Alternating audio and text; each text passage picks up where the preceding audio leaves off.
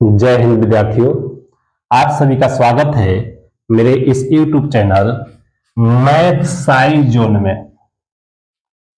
Math और साई जो word है या साइंस का शॉर्ट फॉर्म है साई जोन।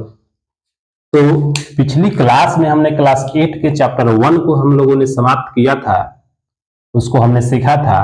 आज इस क्लास में हम उसके आगे के चैप्टर 2 को हम लोग समझेंगे और सीखेंगे, जिसका नाम है एक चर वाला रैखिक समीकरण। तो यह क्लास आपको बहुत ही बेहतरीन ढंग से समझ में आने वाली है। इस क्लास के अंत तक आप लोग जरूर बने रहिएगा। आने वाली जितनी भी क्वेश्चन है आपको छूटेगा नहीं, बिल्कुल बढ़िया ढंग से समझ में आएगा। तो चलिए हम लोग इस क्लास को शुरू करते हैं। एक चर वाला रैखिक समीकरण को समझने के पहले आप यह समझिए कि समीकरण क्या होता है, समीकरण किसे कहते हैं। तो समीकरण का डिफिनेशन होता है कि यदि दो व्यंजकों के बीच में बराबर का चिन्ह, यह बराबर का चिन्ह है, बराबर का चिन्ह यदि लगा हो तो उसे हम लोग समीकरण कहेंगे। यदि दो व्यंजकों के बीच में बराबर का चिन्ह लगा होता है तो उसे हम लोग समीकरण कहते हैं। जैसे में एग्जाम्पल के द्वारा समझेंगे कि 3x + 4 यह एक व्यंजक है और बराबर या 0 भी एक व्यंजक है। 3x + 4 और यह 0 यह अचर व्यंजक है। 0, 4, 5 कोई अगर अंक रहता है, संख्या रहता है, उसको हम लोग अचर व्यंजक कहते हैं। तो यहाँ ये भी एक व्यंजक है और ये भी एक व्यंजक है, और दोनों व्यंजक के बीच में क्या लगा है? बराबर का चिन्ह लगा है। तो यदि बराबर का चिन्ह लगा है तो इसको हम लोग समीकरण कहेंगे। यहाँ भी देख सकते हैं कि यहाँ भी एक व्यंजक है और इधर भी एक व्यंजक 8 है, और दोनों के बीच में बराबर का चिन्ह लगा है, तो इसको हम लोग समीकरण कहेंगे। दो व्यंजकों के बीच में यदि बराबर का चिन्ह लगा है तो उसे समीकरण कहा जाता है। अब हम लोग समझे कि एक चर वाला रैखिक समीकरण, तो सीधा सा ऐसे भी समझ सकते हैं कि वह समीकरण जिसमें एक चर होता है उसे हम लोग एक चर वाला रैखिक समीकरण कहते हैं। लेकिन इसका जो एक थोड़ा सा स्टैंडर्ड परिभाषा हो जाता है, परिभाषा आप सिंपल परिभाषा ऐसे भी दे सकते हैं, वह समीकरण जिसमें एक चर होता है। लेकिन इसका एक स्टैंडर्ड परिभाषा देखिए क्या होता है एक चर वाला रैखिक समीकरण का।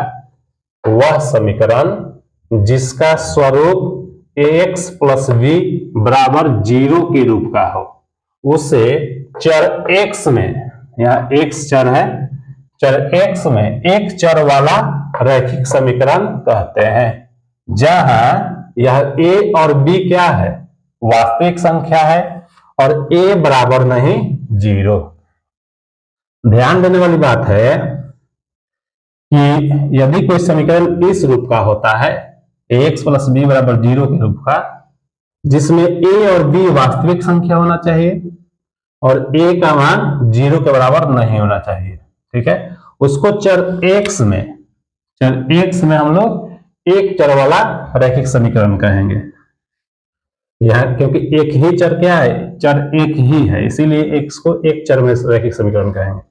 और यहाँ एक बात ध्यान देना है कि a बराबर नहीं 0 यह शर्त है। क्यों यह ऐसा शर्त है? ऐसा शर्त इसलिए है कि यदि a का मान 0 हो जाए, आप सोचिए कि अगर a का मान यदि 0 हो जाए तो 0 में x से गुना होगा तो ये टोटल क्या हो जाएगा? ये 0 हो जाएगा। यदि a का मान 0 तो यह पद ही 0 हो गया, तो यहाँ x गायब हो जाएगा, और जब x गायब हो गया, चर ही गायब हो गया, तो फिर एक चर में समीकरण कहां से रह जाएगा? चर ही गायब हो गया। तो इसीलिए कहा जाता है कि a का मान 0 के बराबर नहीं होना चाहिए, ठीक है। तो जैसे में यहां समझेंगे इसको, 3x + 5 = 0, देखिएगा इस रूप का है, ax + b = 0 के रूप का है, जहां a और b की जगह 3 और 5 है। और परिभाषा में कहा गया है कि a और b वास्तविक संख्या होना चाहिए। तो आप देख लीजिए कि 3 और 5 वास्तविक संख्या है जो a और b के स्थान पर है, और x हमारा एक चर है, ठीक है। तो एक चर में रैखिक समीकरण हो गया। ये भी देख लीजिए यहाँ पर 6x + 8 = 7 है, यहाँ भी एक ही चर x है, तो इसको भी हम एक चर में रैखिक समीकरण कहेंगे। अब एक सवाल आपके मन में उठ रहा होगा कि यहाँ तो बराबर में 0 है और यहाँ बराबर में 7 है, तो कैसे यह जो है इस रूप का हो गया? तो ध्यान से यहाँ हम आपको समझा रहे हैं, यहाँ देखेंगे। जैसे यह 6x प्लस 8 बराबर 7 है, तो ध्यान दीजिएगा कि 6x प्लस 8 और 7 जो प्लस में है इस साइड आएगा तो माइनस में हो जाएगा, तो इधर क्या बच गया 0। यह 6x प्लस 8 में से 7 गया 1 बराबर 0। अब आप देख सकते हैं कि यह जो हो गया किस रूप का हो गया, इस रूप में हो गया। बराबर 0 था तो बराबर 0 है, इसलिए इसको हम इस रूप में ला सकते हैं। इसलिए यह भी जो है आपका ax प्लस बी बराबर 0 के रूप का है, अतः यह भी एक चर में समीकरण है। अब यहां भी देख सकते हैं, यहां जो है 5y प्लस 4 बराबर 0, यहां भी एक ही चर है y, लेकिन यह चर y में एक चर वाला समीकरण है। और यहां जो यह दो उदाहरण है, यह चर x में एक चर वाला रैखिक समीकरण है, और यह क्या है, चर y में एक चर वाला रैखिक समीकरण है। अब एक ध्यान देने वाली बात है कि यहां जो हम इस समीकरण के परिभाषा में जो यहाँ एक एग्जाम्पल दिए हैं, इसमें कितना चर है, यहाँ एक चर x है और एक चर y है, तो यहाँ दो चर है। तो यहाँ दो चर है, तो इसको हम लोग दो चर वाला रैखिक समीकरण कहेंगे। ठीक है, इसको हम लोग दो चर वाला रैखिक समीकरण कहा जाएगा। ठीक है, क्योंकि इसमें दो चर है। ठीक है, कोई पूछ देगा कि यह दो चर वाला रैखिक समीकरण क्यों है, कारण बताइए। तो कारण हो जाएगा कि इसमें दो चर है, इसलिए यह दो चर वाला रैखिक समीकरण है।